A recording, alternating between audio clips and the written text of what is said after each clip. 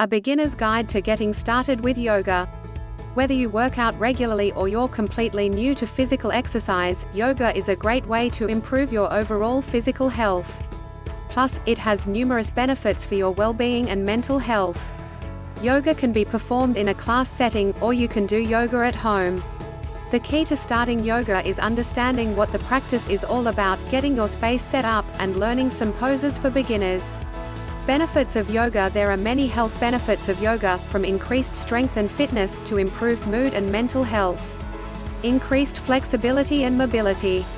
Yoga has a powerful capacity to increase the flexibility of your joints and muscles. Many yoga poses include long hold stretches, which means regular practice of yoga can lead to greater flexibility. Better posture. Many yoga poses assist with improving posture by strengthening your shoulder and back muscles, while increasing their flexibility through stretching. Yoga includes many heart-opening exercises, which can also help to reduce slumping shoulders. Improved muscle strength.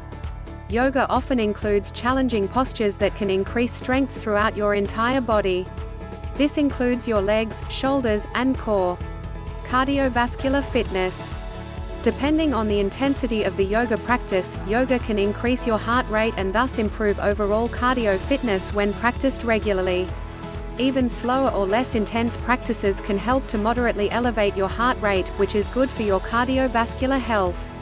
Improved mood and brain function. Many yoga practices include meditation, which has been shown to calm the mind and improve general mood and well-being.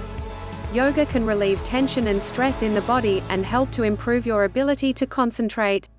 Better stress management. Pranayama, yoga breathing, is a central tenet of yoga. Deep breathing can assist with improving your ability to focus and calm the mind. This means yoga has the capacity to allow you to better manage stress in your everyday life. How to get started with yoga for beginners. Cultivating your own solo practice can take time, and requires some knowledge of the many different yoga asana. If you're totally new to yoga, you might find it helpful to take some classes online. Setting up your space. Before you get started, it's important to make sure you have a space set up to practice. This might be in your bedroom, living room, or backyard. Either way, you should ensure you have a comfortable area to do yoga in that is as free from distractions as possible. Getting your equipment. For any yoga practice, the most important thing is having a yoga mat. Choose one that grips enough so that you won't slide around while you practice your asana. As a beginner, you might also like to get a yoga block, which can help with assisting you in difficult stretching poses. How often should you do yoga? How often you practice yoga is completely up to you.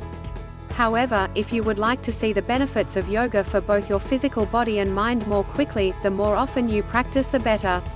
Most yoga classes in studios or online will go for an hour or longer, but if you are practicing at home, you can create a shorter 20 to 30-minute flow.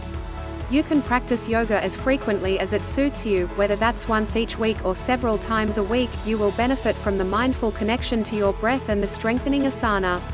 In the Sweat app, you can find 28-minute yoga flows from yoga trainer Sienna Elise that you can include alongside your other training, or follow the yoga program in full.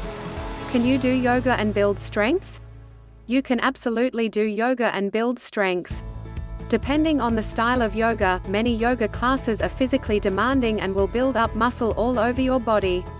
Yoga poses for beginners. Before you start your yoga practice, you might like to get familiar with some yoga poses that you can master as a beginner. Having some knowledge of what yoga poses look like and how to do them will make settling into a regular yoga practice much easier. Child's pose. Child's pose is a heart-opening pose that calms the body and mind. This is a restorative asana. Begin on all fours in the center of your mat, and make sure your shoulders are stacked over your hands and your hips are stacked over your knees.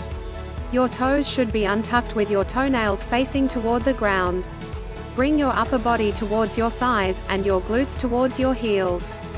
Then, extend your hands in front of you onto the center of the mat, and rest your head between your arms. Draw your shoulders back and down. Downward dog. Downward dog is one of the most commonly practiced yoga asana. It helps with both strength and flexibility. Begin on all fours in the center of the mat, with your shoulders stacked over your hands and your hands stacked over your knees. Lifting your knees from the ground, straighten out your legs, and lift your hips towards the ceiling. Your feet and hands should stay planted on the ground. Try to maintain a wide back by keeping your shoulder blades apart. To begin with, your heels will likely be raised off the floor. Plank pose, or high plank is a strengthening pose. It should increase strength in your core and shoulders when practiced regularly.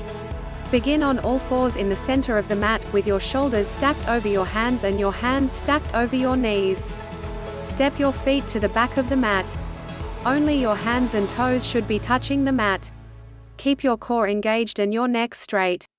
If you find this pose challenging, you can use a modified plank position to help you to build strength in your core, arms and shoulders.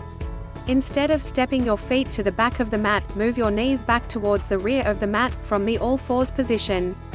This will increase core engagement and help you to build strength towards the full plank position. Baby cobra pose is a strengthening pose that opens up your chest and builds muscle in your back. Lie down flat on your stomach on the mat, with your palms planted on the mat underneath your shoulders. Keeping your hips on the mat, slowly raise your shoulders and chest up. Keep your core activated as you hold this position by drawing your belly button in towards your spine. Warrior I is a standing asana that will strengthen your legs and stretch your hips and upper body. Start by standing up straight at the back of the mat, with your feet about shoulder width apart. Step your right foot forward and bend your right leg at a 90-degree angle. Tilt your back left foot so that it is facing outward at a 45-degree angle. Your back leg should be straight, and your front right leg should be bent with both feet planted firmly on the ground. Raise your arms above your head, spreading your fingers. Repeat this movement by swapping the position of your legs. Warrior II is very similar to Warrior I, however the hips aren't facing forward, they will now be slightly rotated and open to the side of your mat. Start standing up straight at the back of the mat, with your feet about shoulder width apart. Step your right foot forward and bend your right leg at a 90-degree angle. Tilt your back left foot so that it is facing outward at a 45-degree angle. Thank you for watching the video. If you find this video useful, don't forget to subscribe to my channel for more information.